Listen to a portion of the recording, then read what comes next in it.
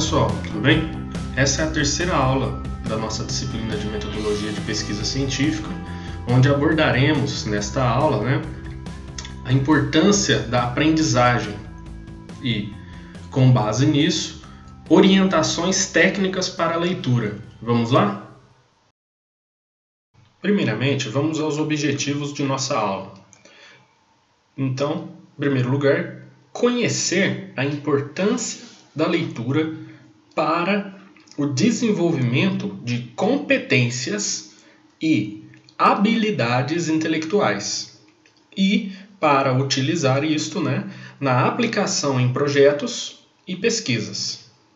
Em segundo lugar, nosso objetivo é dominar as técnicas e as finalidades da leitura para análise e interpretação de textos, certo?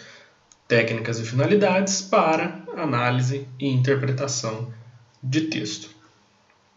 Em terceiro lugar, empregar essas técnicas, certo? Que são de sublinhar, esquematizar e resumir. Então, empregar as técnicas aí de sublinhar, esquematizar e resumir. Primeiramente, trago para vocês um conceito que não é apresentado na apostila. Compõe alguns anos de minhas pesquisas em neurociências, psicologia da educação e desenvolvimento pessoal, e nos traz de forma conjectural a importância da aprendizagem em toda e qualquer área, e principalmente nas áreas da pesquisa científica. Desenvolvida por William Glasser, pesquisador e psiquiatra na Universidade Estadual da Califórnia, a pirâmide de Glasser apresenta o quanto cada atividade que envolve o processo de aprendizagem grava informações estudadas no córtex, a parte mais nobre do cérebro, quando o assunto é aprender. O córtex guarda todas as informações de longo prazo como se fosse um HD de computador, porém milhares de vezes mais potente, rápido e espaçoso. Logo, quanto maior for a porcentagem na pirâmide de Glasser, quanto maior for essa porcentagem na pirâmide de Glasser, mais conhecimentos são adquiridos de forma permanente, certo? Então, quanto mais desce na pirâmide, mais os conhecimentos são adquiridos de forma permanente. Mas o que isso tem a ver com a nossa aula, professor? Nossa aula te introduz ao primeiro nível da pirâmide de Glasser, a leitura. A leitura é o primeiro passo para iniciar o processo de aprendizagem verdadeiro. Estou falando de conhecimentos gravados de forma permanente no cérebro. A leitura, segundo Glasser, grava 10% de tudo que lemos em nosso córtex, ou memória de longo prazo. Em seguida, com 20%, vemos que escutar também contribui para uma aprendizagem de excelência. Ver e observar o faz aprender 30% do que está diante de nossos olhos naquele momento.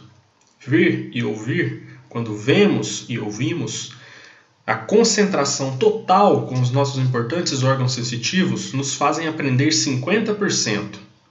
Quando conversamos, perguntamos, repetimos, relatamos, enumeramos, reproduzimos, debatemos, definimos, quando discutimos algo com os outros, mas fique atento, não digo sobre a discussão violenta e conflituosa a qual vemos por aí, mas digo sobre uma discussão na ótica da dialética de Platão, onde há processo de diálogo, debate entre interlocutores comprometidos com a busca da verdade, mas de forma filosófica e respeitosa. Logo, quando discutimos, aprendemos cerca de 70% dos conteúdos discutidos. Já quando escrevemos, interpretamos, traduzimos, revisamos, certo? Quando nós realmente fazemos, grave bem essa palavra, grave bem esse verbo que é o fazer, porque segundo Aristóteles, é fazendo que se aprende a fazer aquilo que se deve aprender a fazer. Então faça, pois assim aprenderá 80% de tudo que faz, como diz William Glasser. Por fim, quando explicamos, resumimos, estruturamos, definimos, elaboramos e ilustramos, ou seja, quando ensinamos aos outros, retemos cerca de 95% dos conteúdos aprendidos. Veja a importância de conhecer as ferramentas mais importantes do processo de aprendizagem e use-as com sabedoria e disciplina. Agora, vamos à nossa aula. Vamos então iniciar com orientações para a leitura que partem da visão de Severino, de 2002, certo? Ele descreve aí para a gente 5 passos para um contato inicial com a leitura de algum conteúdo. O primeiro é fazer a análise textual. Primeiramente, traz a análise textual, isto é, uma aproximação inicial e mais geral do tópico de leitura. É realizada a partir de um levantamento esquemático de toda a unidade de estudo. Procure sempre pelos títulos nessa parte. Depois, vem a análise temática. Tem por objetivo a busca pelo entendimento e a compreensão da mensagem que o autor quer passar. Para isso, questione-se, por exemplo, qual o objetivo do autor, como o tema está problematizado, qual a dificuldade a ser resolvida, que posições o autor assume, que ideias são defendidas, o que se quer demonstrar, qual foi a linha de raciocínio, a argumentação, qual a solução ou conclusão apresentada pelo autor, tá certo? Depois a gente vem com a análise interpretativa, que é a etapa de interpretar os argumentos do autor, né? Você deve fazer uma avaliação crítica das ideias do autor, observando a coerência, a validade de sua argumentação, a originalidade de sua abordagem, a profundidade no tratamento do tema e o alcance das conclusões. Em seguida, a gente vem com a problematização, que é utilizada para a comparação dos argumentos do autor em relação a outros argumentos relacionados a abordagens de outras fontes de conhecimento. Depois, a gente vem para a síntese pessoal, que é quando você se apropria dos conhecimentos, das teorias defendidas pelo autor em estudo, e a partir desse domínio você irá fazer a aplicação do que foi aprendido relacionando com outros autores, proporcionando o desenvolvimento de novos conhecimentos, uma nova consciência, uma nova opinião, quebra e ressignificação de paradigmas, crenças e estereótipos. Mais uma vez, perceba a importância da leitura e de outras ferramentas de aprendizagem. Conforme mencionamos anteriormente na pirâmide de Glasser. Pessoal, mais uma vez é importante mencionar a importância da leitura da apostila, juntamente com a visualização dos vídeos, pois assim você terá muito mais domínio sobre os conhecimentos apresentados nessa disciplina, nesse curso, tá ok? Vamos lá dar prosseguimento então.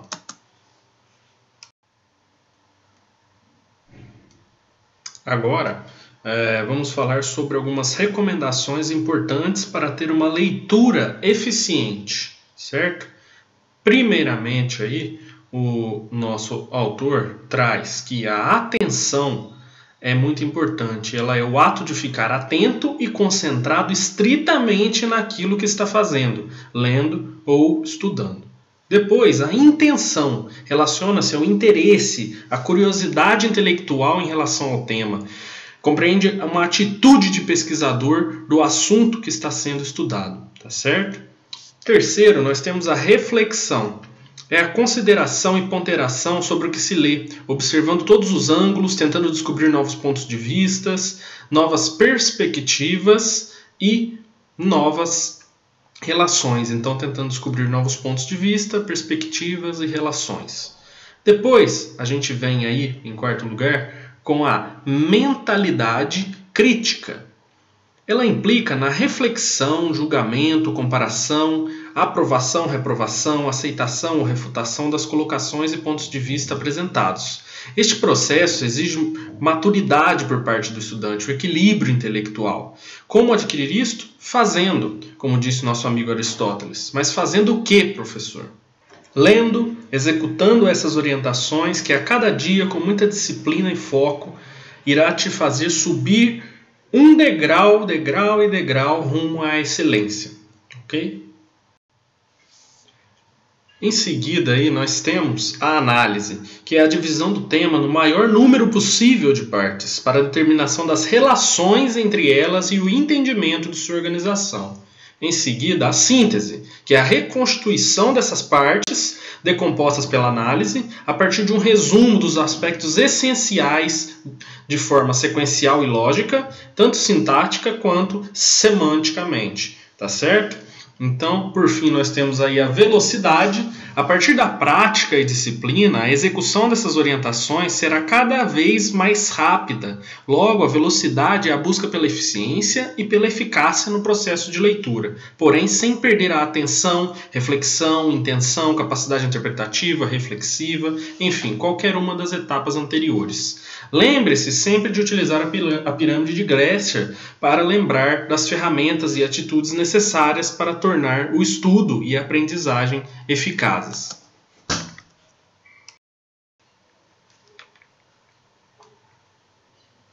Agora vamos abordar como fazer anotações. Para isso, também temos um conjunto de orientações apresentadas sobre a ótica de Medeiros, 2008. Primeiramente, o autor traz para nós aí que a leitura é muito importante. Então, primeiramente, é importante ler todo o conteúdo sem interrupções, pois cada parte, cada palavra é fundamental e acrescenta muito a intenção do texto. Depois, a releitura, que é o ato de rever as palavras, certo? Os conceitos que não foram compreendidos totalmente. Terceiro, a busca, etapa de complementação do texto lido com outras referências que auxiliem na compreensão do texto. Depois, temos o destaque, que é a etapa de demarcação de trechos e palavras-chave. Por fim, temos a redação ou anotação, que é o ato de anotar de forma esquemática, certo? Anotar de forma esquemática, textual, ou que é melhor que lhe convir, mas de forma que haja entendimento sobre o que realmente foi compreendido sobre aquele assunto, certo? É importante salientar que após anos de experiência no desenvolvimento de pesquisas, artigos científicos, aulas presenciais e à distância, cursos, vídeos e palestras, descobri que é muito mais importante do que seguir as recomendações e orientações é criar sua própria forma de aprender, ler, estudar, escrever e anotar. Mas isso também não significa que você deva ser cético com os conhecimentos que lhe forem apresentados, mas pelo contrário, aproveite-os para encurtar o caminho do autoconhecimento. Atualize sempre seu software, pois a única coisa que não muda é a mudança. Dando continuidade, vamos aprender a sublinhar. Para isso, Medeiros, em 2008, traz um conjunto de orientações também. Vamos conferir? Primeiramente, ele fala sobre palavras-chave. Então, é o reconhecimento das palavras principais que envolvem aquele tema de estudos, certo? As palavras principais daquele tema. Depois, fala das ideias principais, é o reconhecimento e determinação do assunto ou tema principal daquele texto, parágrafo ou frase, certo?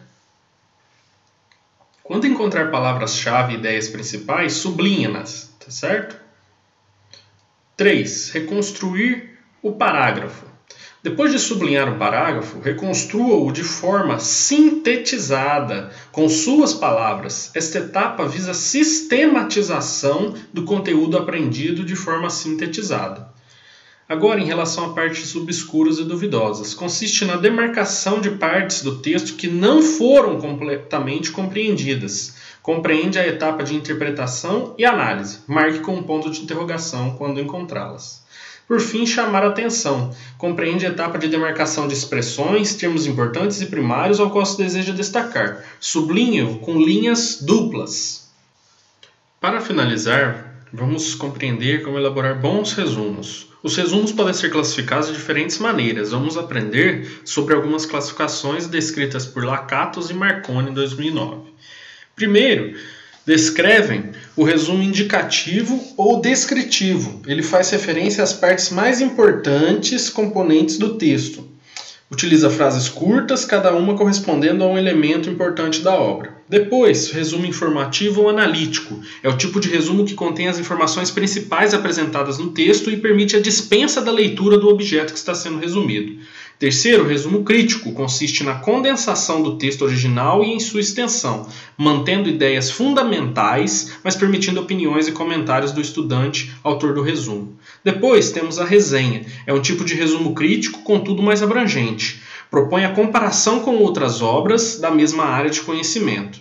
E por fim, a sinopse, que é aquela que a gente vê nos filmes. Neste tipo de resumo, indica-se o tema ou assunto da obra e suas partes principais. Trata-se de um resumo bem curto, tá ok? Espero que você tenha gostado desta aula e que a partir dela você tenha aprendido sobre as orientações técnicas para a leitura e também refletido sobre a importância da aprendizagem na metodologia de pesquisa e também em toda e qualquer área da sua vida. Muito obrigado e até mais.